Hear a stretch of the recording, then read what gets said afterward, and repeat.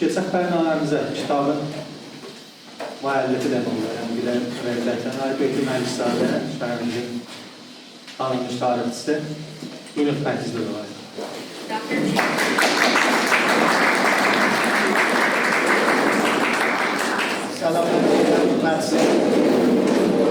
Salam arz edirəm xidmətçilərə. Çox xoş gəlmişsiniz. Bir daha hamımızı burada düşünməkdə o dedi şərəf duyuruq.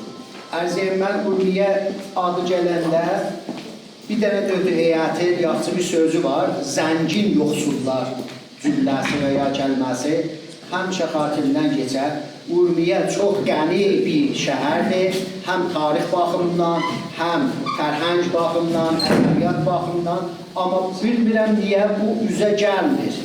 Üzə gəlmir müxtəlif cənglər, müxtəlif naamizlər ki, bu keçən 100 illikdə və keçən 150 il bundan qabaqdan olubdur. Bu şəhərdə təəssüflə bu fərhəngi işlərimizin o dozu və ya frekansı azalıbdır.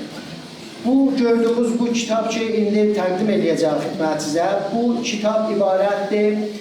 Şeyx Ubeydullah 30.000 nəfərlə buraya həmlə elədiyində bilirsiniz, bu şəhər çox gözəl bir müqavimət elədi.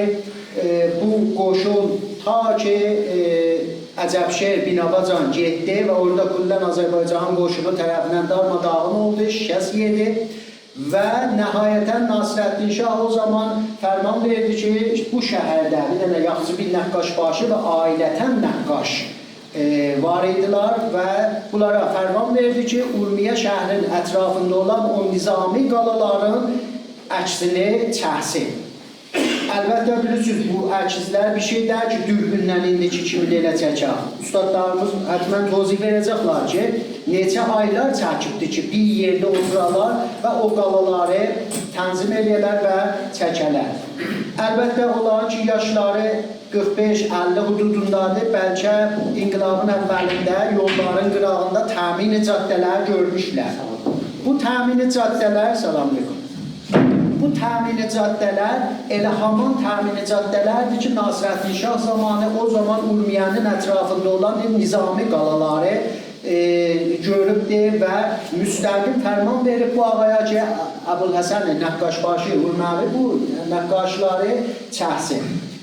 Xoşbəxtlərinə bunların bu 14-də elə Milli Kitabxanada vardı və onları təhiyyə elədik və bir kitab ünvanında bunları təqdim elədik xidmətinizə. Mən ustadlarımızdan çox təşəkkür edirəm ki, bu kitabı bərrəsə ediblər və mütaliə ediblər və onu tozih verəcəklər. Amma dördükdən mən xahiş edəcəm ki, daha təxəssüsi sizin elə Əncümən Xoş Nisan'da da bir ayrı bir cələsəmiz olar ki, daha şəhrin içində bu əsərlər tanınsın. Niyə tanınsın? Çünki bu nəqqaşbaşı bir tayfadır. Neçə ailədir, Allah verdi nəqqaşbaşı. Bunun cəddidir. Bu cədd haman adamdır ki, Abbas Mirzanın portrəsini çəkibdir. Böyük bir portrædir və bunlar hamısı elə böyük mozələrdə vardır. Və biz bunları həmişə gərək bu şəhrimizdə öz sənədimiz ünvanında görsədək və vurğulayaq. Bizim uşaqlarımızın haqqıdır bunları bilən və dostlarımıza və xanivadəmizə bunları deməliyik. Çox sağ olasın.